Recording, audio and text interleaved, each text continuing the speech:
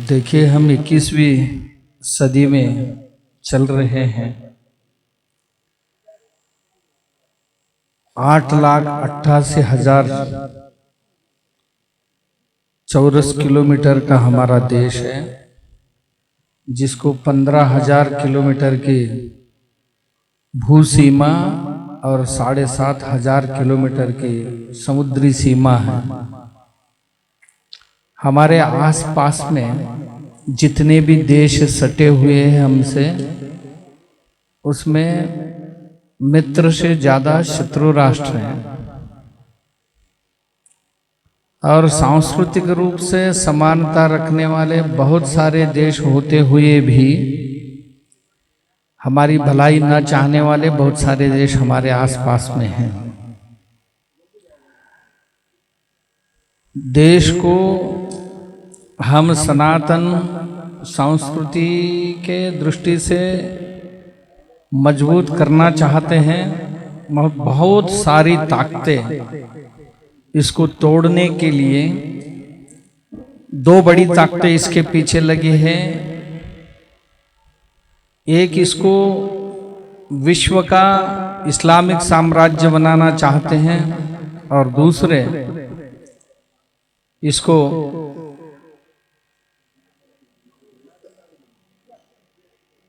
Christian साम्राज्य बनाना चाहते हैं। इसके बीच में हम हैं। आक्रमण पहले जैसे भौतिक रूप से होता था तो कुछ भी मुकाबला हम कर सकते थे, मगर आज हमारी संस्कृति पर जो आक्रमण हो रहा है वो दिखाई नहीं पड़ता है। हमारी छोटी छोटी बच्चों से लेकर बूढ़ों तक सबको अपने राह से भटकाने के इतनी बड़ी प्रयास चल रहे हैं। राजनीतिक प्रयास अलग अलग चल रहे हैं।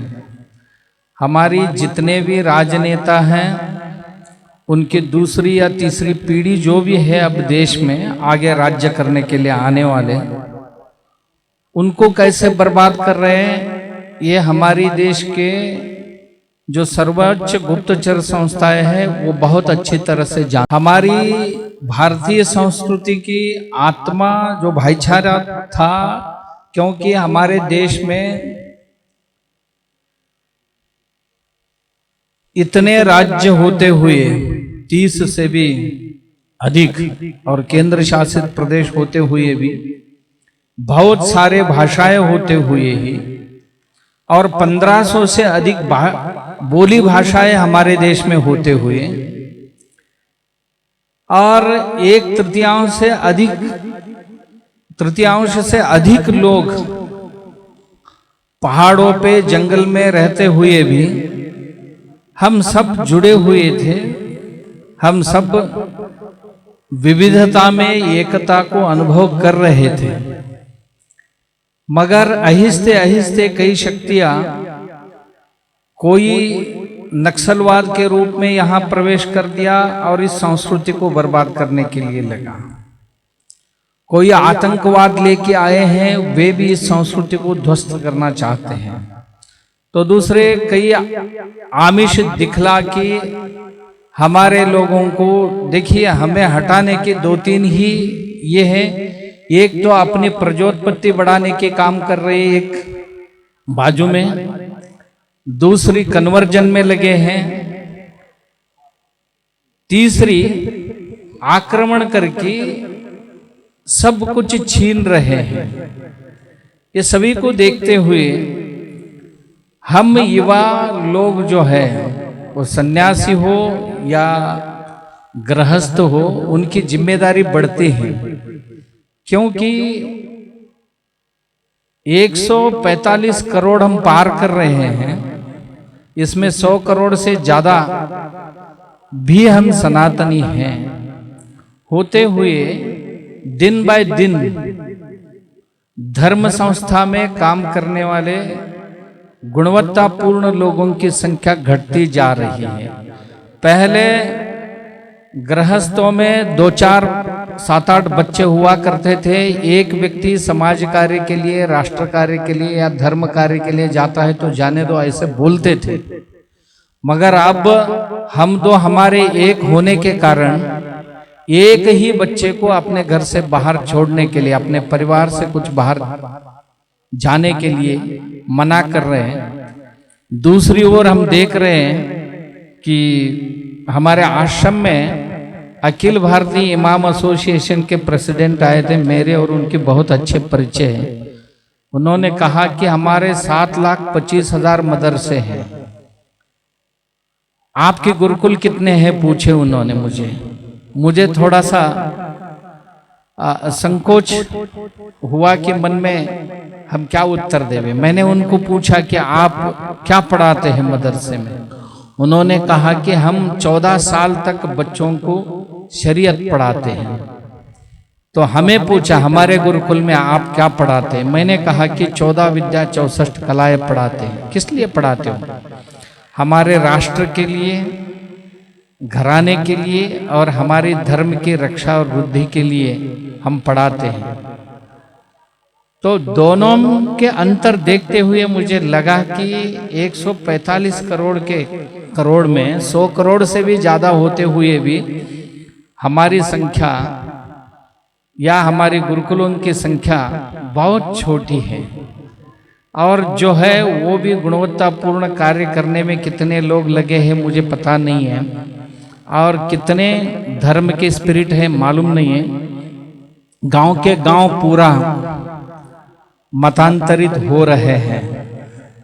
कोई भी इसके लिए अपवाद नहीं है। अभी हमारे डिस्ट्रिक्ट में या महाराष्ट्र में सोलापुर नामक एक डिस्ट्रिक्ट है, पिछले 3 महीने में 13,500 लड़कियां गायब हैं। 13,500 लड़कियां घर छोड़ के चले गए हैं। ये कहाँ गए हैं? तो इसका पता लगाया तब ये सब के सब ये यानी ज्यादा से ज्यादा लव जिहाद के बलि सिद्ध हो गए। अभी उत्तर भारत के 2-3 राज्यों में 60,000 छोटे छोटे बच्चे गायब हो गए थे। इनको ढूंढते ढूंढते कई साल चले गए। बाद में हमारी गुप्तचर संस्थाओं को यह पता चला कि ये सब बच्चे केरल के मदरसों में पढ़ रहे हैं। यह स्थिति हम देख रहे। नॉर्थ ईस्ट के राज्य हैं, छोटे छोटे राज्य, वहां से आपके बच्चों को पढ़ाएंगे करके बच्चे उठाते हैं।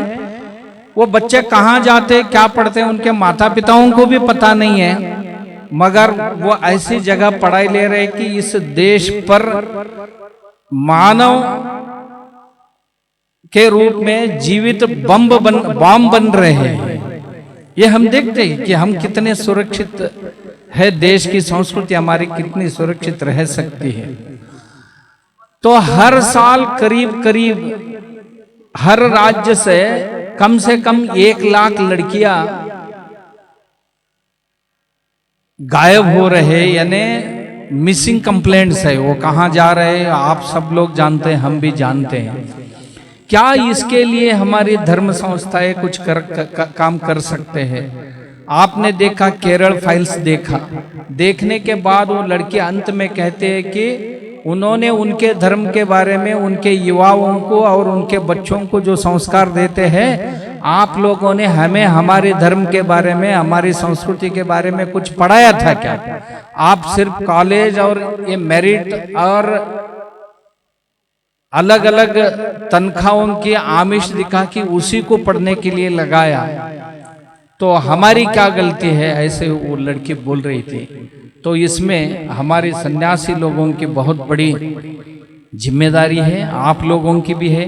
हमारे आश्रम में हम हर 2-3 महीने के अंतराल में घर वापसी का कार्यक्रम करते हैं।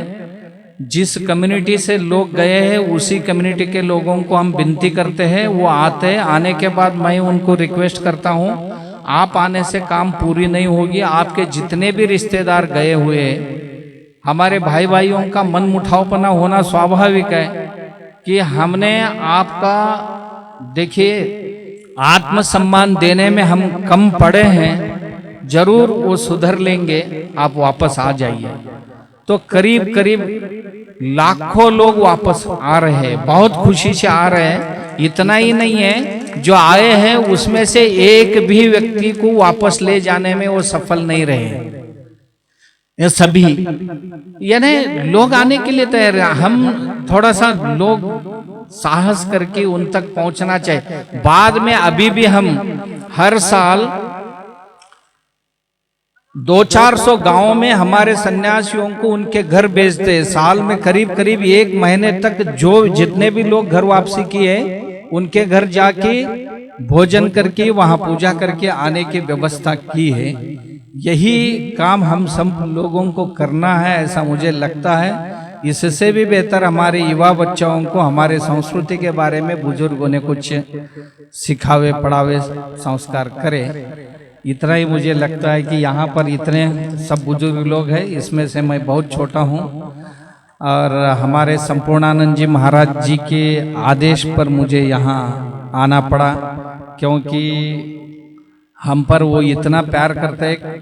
कहते हैं हम विनती करते हैं, वो आदेश से भी बड़ा होता है विनती, उनकी प्यार से भी ज़्यादा कुछ नहीं है ऐसा लगता है। इसीलिए मैं स्वामी जी को आप सब लोगों के दर्शन करवाने की जो उन्होंने मुझे लाभ आपके सबका दर्शन लाभ जो करवाया, उसके लिए स्वामी जी को मैं बहुत बहुत हार्दिक प्रणाम करते हुए धन्यवाद देता। 100 से अधिक देशों में देखा जाने वाला, सर्वाधिक लोकप्रिय और सबसे अधिक फॉलोअर्स के साथ पूरी दुनिया में आर्य समाज के विचारों का प्रचार करने वाला एकमात्र चैनल वैदिक प्रचार।